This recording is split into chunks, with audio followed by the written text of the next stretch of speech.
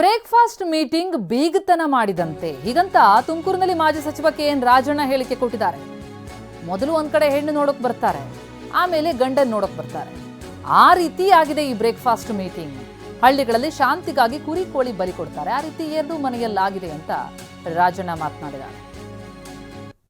ನಾನು ಈ ಬ್ರೇಕ್ಫಾಸ್ಟ್ಗಳಿದಾವಲ್ಲ, ಇವು ಹೆಂಗೆ ಅಂದರೆ ಬೀಗತನ ಮಾಡ್ದಂಗೆ ಮೊದಲು ಹೆಣ್ಣು ನೋಡೋಕೆ ಹೋಗ್ತಾರೆ. ಫಸ್ಟು ಹೆಣ್ಣು ನೋಡ್ಕೊಂಡು ಬರ್ತಾರೆ, ಆಮೇಲಿಂದ ಹೆಣ್ಣು ನೋಡ್ಕೊಂಡು ಬಂದವರು ಗಣ್ಣವರು ತಿರ್ಗಾ ಮನೆ ನೋಡೋಕ್ಕೆ ಅಂತ ಒಂದ್ಸರಿ ಹೋಗ್ತಾರೆ. ಈಗ ಹಂಗಾಗೈತೆ ಇವರಿಬ್ಬರದು ಕತೆ. ಯಾವುದು ಏನಿದೆ ನೋಡಿ, ಯಾವುದು ರಿವರ್ಸ್ ಆಗಕ್ಕೆ ಇರೋದು ಯಾವುದು ರಿವರ್ಸ್ ಆಗಲ್ಲ. ಇರೋದೇನಿದೆ ಮುಂದುವರ್ಕೊಂಡು ಹೋಗ್ತದೆ. ಎಲ್ಲ ಆಗಿದೆಯಲ್ಲ, ಶಾಂತಿ ಆಯ್ತಲ್ಲ. ಈಗ ಹಳ್ಳಿಗಳಲ್ಲಿ ಏನಾದರೂ ಶಾಂತಿ ಆಗಬೇಕು ಅಂದರೆ ಕೋಳಿ ಕುರಿ ಕತ್ತರಿಸಿ ಶಾಂತಿ ಮಾಡ್ತಾರೆ. ಈಗ ಹಂಗೆ ಎರಡು ಮನೆಗೂ ಆಗೋವಲ್ಲ ಶಾಂತಿ. ಅದರಿಂದ ಮುಂದಕ್ಕೆ ಯಾವುದೂ ಇಲ್ಲ ನಡೆ. ಇನ್ನು ಬದಲಾವಣೆ ಇಲ್ಲ ಅಂತ ನಾವು ಅಂದುಕೊಂಡಿದ್ದೇವೆ ಅಂತ ಮಾಜಿ ಸಚಿವ ಕೆಎನ್ ರಾಜಣ್ಣ ಹೇಳಿಕೆ ಕೊಟ್ಟಿದ್ದಾರೆ. ಏನಾದ್ರೂ ಬದಲಾವಣೆ ಇದ್ರೆ ಹೈಕಮಾಂಡ್ ಹೇಳ್ತಾರೆ. ಬೆಳಗಾವಿ ಅಧಿವೇಶನದ ನಂತರ ಸಂಪುಟ ವಿಸ್ತರಣೆಯಾಗತ್ತೆ ಅಂತಿದ್ದಾರೆ ರಾಜಣ್ಣ.